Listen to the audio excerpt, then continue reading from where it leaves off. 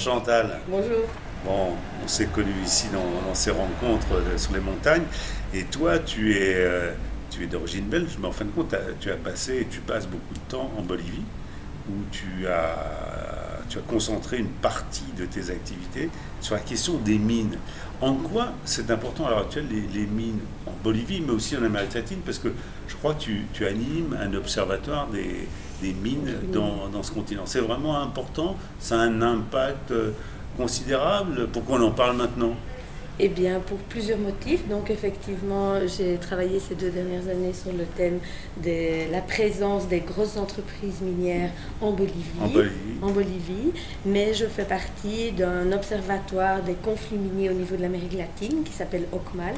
Et nous en avons créé un au niveau bolivien aussi, avec bien sûr plusieurs organisations sociales et institutions boliviennes. Et en fait, on remarque qu'il y a depuis une dizaine d'années de manière accélérée, mais c'est un phénomène plus ancien, une surexploitation des réserves minières en Amérique latine. Donc il y a un boom au niveau, et puis il y a une chute aussi des prix internationaux des minerais, oui, et il y a une accélération de la spoliation des richesses naturelles et particulièrement minières de l'Amérique latine vers l'Europe.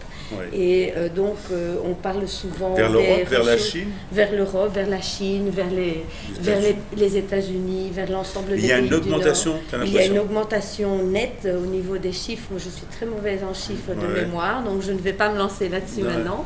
Mais il y a une très nette augmentation de l'exportation, de la quantité d'exportation de minerais vers le nord. Et par contre, on voit qu'il y a de moins en moins, en tout cas, il n'y a pas la même proportion d'intrants pour les pays du Sud. Et donc, augmente l'exportation de matières premières du Sud vers le Nord, et le minerai en est un, le pétrole en est un autre. On parle très souvent du pétrole, particulièrement aussi en Bolivie, qui reste quand même la première richesse exportée, le gaz. Mais cependant, en deuxième lieu, ce sont les minerais. Quels minerais? Il y a 5 ou 6 minerais principaux. Il y a l'or, il y a l'argent, il y a l'étain, il y a le plomb, il y a le wolfram, il y a l'étain. Le lithium? Le lithium aussi, mais l'uranium c'est un projet, pas au niveau uranium, pas officiellement, il n'y a pas d'uranium exporté. Il y a des projets. Sur l'Argentine, il y a un projet. Sur l'Argentine plutôt, alors. Sur l'Argentine, ça existe, en Bolivie, pas. Projet.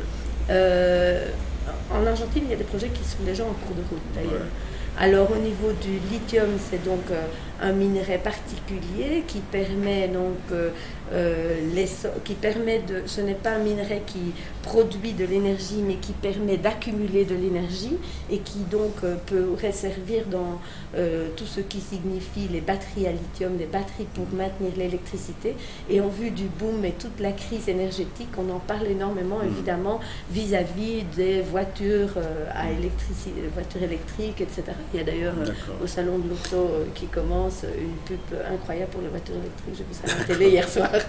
Et écoute, ce qu'il y a, c'est que est-ce qu'il n'y a pas aussi une montée, je dirais, en puissance des mouvements de résistance, qui fait que, si tu veux, ça apparaît plus fortement?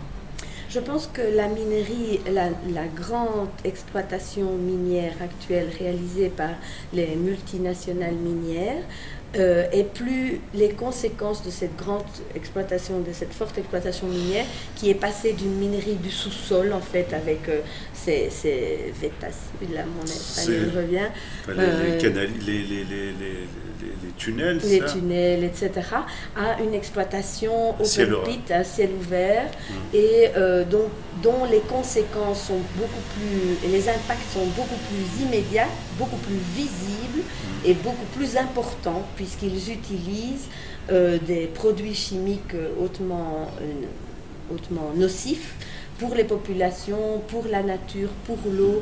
Et donc le phénomène de contamination qui existait déjà en fait avec les autres processus miniers antérieurs s'est accéléré. Et donc évidemment il y a aussi des réactions des populations plus importantes, vu qu'il y a une accélération de la dégradation de leur environnement.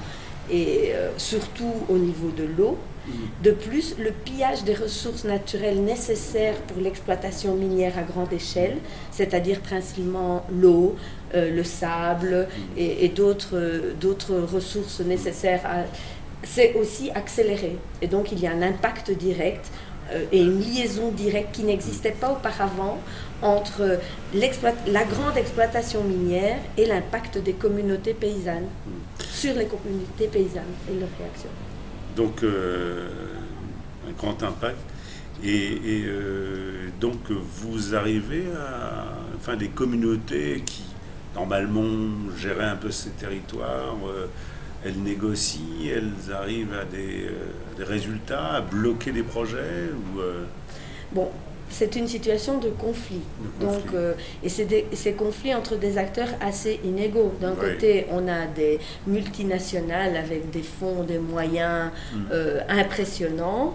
Et de l'autre côté, on a des communautés paysannes ou des organisations sociales ou locales qui essayent d'interdire, de limiter, de négocier. On a aussi des États, il ne faut quand même pas les oublier, qui ont aussi une position dans ce conflit, souvent en porte-à-faux de leurs organisations sociales. C'est souvent, dans la plupart des cas, les gouvernements et les États sont d'accord, favorisent ou laissent faire, dans le meilleur des cas, les entreprises minières les multinationales qui se sont imposées dans les pays et qui ont quand même une influence énorme. Ils sont pris en échappant entre les deux. D'accord. Et donc ce sont des terribles conflits, on en parle peu, au contraire, et on essaie de visibiliser ça.